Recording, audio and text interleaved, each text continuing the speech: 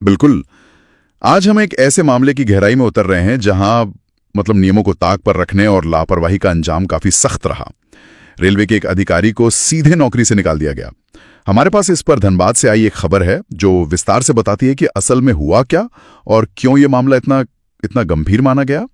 तो आज हम कुरेद कर देखेंगे कि आखिर ये घटना क्यों हुई, कौन से नियम टूटे जिनकी वजह से इतनी बड़ी कार्रवाई हुई, रेलवे ने इतना कड़ा रुख क्यों अपनाया, और सबसे अहम बात, रेलवे जैसे इतने बड़े नेटवर्क में सुरक्षा के जो नियम कायदे हैं उनका असल में मतलब क्या है और वो इतने जरूरी क्यों हैं, है ना? बिल्कुल, ये जानना बहुत जरूरी है। सोचिए, एक सेट सरकारी नौकरी शायद सालों की सेवा के बाद एक झटके में चली जाए और साथ ही रहने का घर भी फौरन खाली करने को कह दिया जाए। ये स्थिति अपने आप में इशारा करती है कि मामला बेहद संगीन था। तो चलिए परत दर परत इस मामले को खोलते हैं। तो ये मामला जुड़ा है रेलवे के एक मुख्य लोको निरीक्षक यानी CLI। खबर के मुताबिक उन्हें सेवा से बर्खास्त कर दिया गया है, मतलब टर्मिनेट कर दिया गया है। हाँ, टर्मिनेट। अब हुआ ये कि धनबाद रेल मंडल के एक वरिष्ठ अधिकारी जो ऑपरेशंस देखते हैं, वरीय मंडल विद्युत अभियंता ऑपरेशन, उन्होंने हाल ही में 20 अगस्त को बर्खास्तगी का यह ऑर्डर जारी किया। दिलचस्प बात यह है कि जिस घटना के आधार पर यह कार्रवाई हुई उस टोरी में पोस्टेड थे, लेकिन जिन आरोपों की बिना पर उन्हें निकाला गया है वो उनके पिछले कार्यकाल से जुड़े हैं, जब वो कोडरमा में चीफ क्रू कंट्रोलर हुआ करते थे। तो कहीं ना कहीं ये मामला पहले का है जिसकी जांच अब पूरी हुई और ये नतीजा सामने आया। बिल्कुल।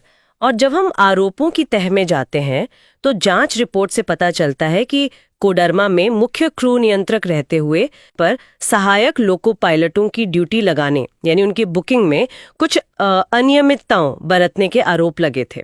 ये अपने आप में एक प्रोसीजरल गड़बड़ी है। अच्छा। लेकिन जो सबसे विस्फोटक और गंभीर आरोप सामने आया, जिसने शायद इस सख्त कार्रवाई की नींव रखी, वो ये है कि इसी साल 26 फरवरी को उन्होंने कोडरमा के एक लोको पायलट को कथित तौर पर ये सलाह दी कि वो अपनी ड्यूटी पर खुद साइन ऑन करने के बजाय किसी और व्यक्ति को भेज दे। अरे बाप रे! और रिपोर्ट के अनुसार ने ऐसा किया भी। रेलवे के नियमों के लिहाज से ये एक बहुत ही बड़ा और अक्षम्य उल्लंघन माना जाता है। अच्छा, यहीं पर रुकते हैं एक मिनट। साइन ऑन ड्यूटी, ये शब्द सुनने में बड़ा सीधा साधा लगता है, जैसे ऑफिस में आकर हाजिरी लगा देना। लेकिन जैसा आपने इशारा किया, रेलवे में इसका मतलब कहीं ज्यादा गहरा है, खासकर सेफ्टी के लिहाज से। क्या आप इसे थोड़ा और खोलकर बता सकती हैं कि ये प्रक्रिया इतनी महत्वपूर्ण क्यों है? हाँ, ये समझना बेहद जरूरी है। देखिए, साइन ऑन करना महज अटेंडेंस लगाना नहीं है। ये रेलवे सुरक्षा प्रणाली का एक बुनियादी और अनिवार्य हिस्सा है। जब कोई लोको पायलट यानी ट्रेन का ड्राइवर अपनी ड्यूटी शुरू करने आता है तो उसे एक रजिस्टर में साइन करना होता है। इसे ही साइन ऑन कहते हैं। लेकिन ये सिर्फ साइन तक सीमित नहीं है। इस प्रक्रिया के दौरान ड्यूटी पर मौजूद सुपरवाइजर या अधिकारी की जिम्मेदारी होती है कि वो ये पक्का करे कि पायलट ट्रेन चलाने के लिए पूरी तरह से फिट है या नहीं। इसमें कई चीजें शामिल हैं। क्या वो शारीरिक रूप से ठीक दिख रहा है? कहीं वो बीमार तो नहीं? सबसे महत्वपूर्ण, क्या उसने किसी तरह का नशा, खासकर शराब तो नहीं पी रखी? अच्छा, अल्कोहल टेस्ट वगैरह? हाँ बिल्कुल, उसके लिए अक्सर ब्रीथ एनालाइजर टेस्ट भी होता है। साथ ही ये भी देखा जाता है कि पायलट मानसिक रूप से चौकस और ड्यूटी के लिए तैयार है या नहीं। सोचिए, हजारों यात्रियों की जिम्मेदारी लेने से पहले ये जांच कितनी जरूरी है। ये सेफ्टी का पहला चेक पॉइंट है एक तरह से। यानी ये सिर्फ हाजिरी नहीं बल्कि एक तरह का फिटनेस फॉर ड्यूटी सर्टिफिकेशन है जो हर बार ड्यूटी शुरू करने से पहले होता है, यही ना? बिल्कुल सही, बिल्कुल सही। अब आप सोचिए, अगर कोई लोको पायलट खुद आने के बजाय किसी और को भेज देता है साइन ऑन करने के लिए, तो इसका सीधा मतलब है कि ये पूरी की पूरी सुरक्षा जांच की जो प्रक्रिया है उसको ही बाईपास कर दिया गया। हाँ, पूरी तरह से। रेलवे प्रशासन के पास ये जानने का कोई तरीका नहीं बचता कि जो व्यक्ति असल में ट्रेन के इंजन में बैठा है वो उस वक्त ट्रेन चलाने की हालत में है भी या नहीं। क्या वो पूरी तरह होश में है? क्या वो तनाव या थकान में तो नहीं? ये सीधे सीधे यात्रियों की जान को खतरे में डालने वाली बात है। इसमें कोई अगर मगर की गुंजाइश ही नहीं है। समझ गया। और शायद इसीलिए रेलवे प्रशासन ने इस मामले को इतनी गंभीरता से लिया। खबर में भी जिक्र है कि आदेश में साफ लिखा है कि ये हरकत यानी किसी और से साइन ऑन करवाना रेल संचालन में संरक्षा और सुरक्षा के प्रति घोर लापरवाही दर्शाती है। और ये लापरवाही भी तब जब सलाह देने वाला व्यक्ति खुद एक जिम्मेदार पद पर मुख्य क्रू नियंत्रक रह चुका हो। ये तो और भी संगीन बना देता है मामले को। हाँ, और यहीं पर रेलवे की जीरो टॉलरेंस नीति सामने आती है। जब बात यात्रियों की सुरक्षा की हो तो रेलवे किसी भी तरह की कोताही बर्दाश्त नहीं करता, खासकर जब जानबूझकर नियमों को तोड़ा जाए या ऐसी लापरवाही बरती जाए जिससे बड़ा हादसा हो सकता था। इस मामले में अधिकारी का पद इसे और गंभीर बना देता है, क्योंकि उनसे उम्मीद की जाती है कि वो नियमों का पालन करवाएंगे, न कि उन्हें तोड़ने की सलाह देंगे, है ना? बिल्कुल। लेकिन यहाँ एक सवाल उठता है, जीरो टॉलरेंस क्या हमेशा सख्ती ही जवाब है? क्या सीधे बर्खास्तगी कुछ ज्यादा सख्त सजा नहीं है? हो सकता है कुछ लोग ऐसा सोचें। क्या चेतावनी या सस्पेंशन जैसे विकल्प नहीं होते? ये एक जायज सवाल है। देखिए, अनुशासनात्मक कार्रवाई के कई स्तर होते हैं, चेतावनी से लेकर सस्पेंशन और आखिर में बर्खास्तगी। किस मामले में क्या सजा दी जाए, ये अपराध की गंभीरता, उसके परिणामों की संभावना और कर्मचारी के पिछले रिकॉर्ड को देखकर तय होता है। इस विशेष मामले में जहां एक अधिकारी ने जानबूझकर एक ऐसी प्रक्रिया को नजरअंदाज करने की सलाह दी जो सीधे तौर पर यात्री सुरक्षा से जुड़ी है, प्रशासन ने शायद इसे अक्षम्य श्रेणी में रखा। जीरो टॉलरेंस नीति का उद्देश्य सिर्फ सजा देना नहीं होता, इसका एक बड़ा मकसद होता है कड़ा संदेश देना पूरे संगठन में सभी कर्मचारियों को कि सुरक्षा नियमों से खिलवाड़ बर्दाश्त नहीं किया जाएगा। ये एक निवारक यानी डेटरेंट की तरह काम करता है, ताकि भविष्य में कोई और ऐसा करने से पहले 10 बार सोचे। हाँ, ताकि एक मिसाल कायम हो।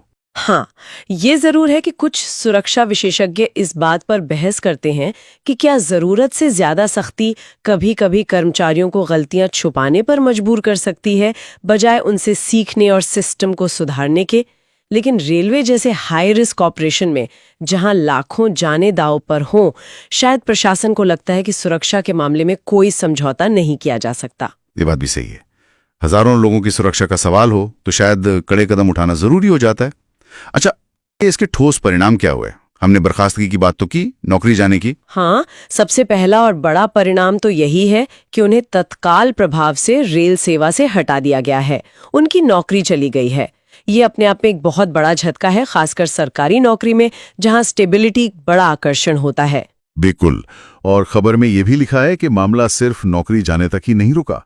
उन्हें जो रेलवे क्वार्टर मिला हुआ था उसे भी खाली करने का आदेश दिया गया है, और इसके लिए एक तारीख भी तय कर दी गई है, 20 सितंबर। अगर वो तब तक घर खाली नहीं करते हैं तो उन पर अनाधिकृत कब्जे के तहत कार्रवाई हो सकती है, मतलब शायद जुर्माना या दूसरी कानूनी प्रक्रियाएं। ये तो दोहरी मार जैसी स्थिति हो गई। बिल्कुल, ये दिखाता है कि प्रशासन मामले को कितनी गंभीरता से ले रहा है। नौकरी जाने के साथ साथ रहने की जगह का भी तुरंत इंतजाम करना पड़ेगा। ये व्यक्तिगत स्तर पर बहुत मुश्किल स्थिति पैदा कर सकता है। लेकिन ये नियम है, रेल सेवा में न रहने पर आवास का अधिकार भी खत्म हो जाता है और उसे तय समय में खाली करना होता है। हालांकि क्या उनके पास इस फैसले के खिलाफ कोई रास्ता है? मतलब क्या वो अपील कर सकते हैं? हाँ, आदेश में इस बात का जिक्र है। ये सामान्य प्रक्रिया का हिस्सा है कि ऐसे मामलों में अपील का अधिकार होता है। आदेश में कहा गया है कि अगर संस्थगी के फैसले से सहमत नहीं है और इसके खिलाफ अपील करना चाहते हैं तो उन्हें आदेश मिलने के 45 दिनों के भीतर सही चैनल के माध्यम से, यानी अपने विभाग के जरिए अपीलीय प्राधिकारी यानी एपेलेट अथॉरिटी के पास अपनी अपील दायर करनी होगी।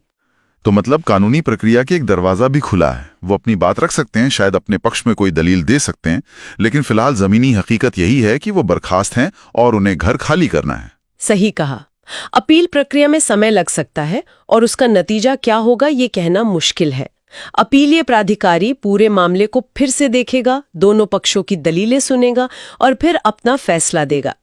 वो बर्खास्तगी के आदेश को बरकरार रख सकता है, उसे बदल सकता है या रद्द भी कर सकता है।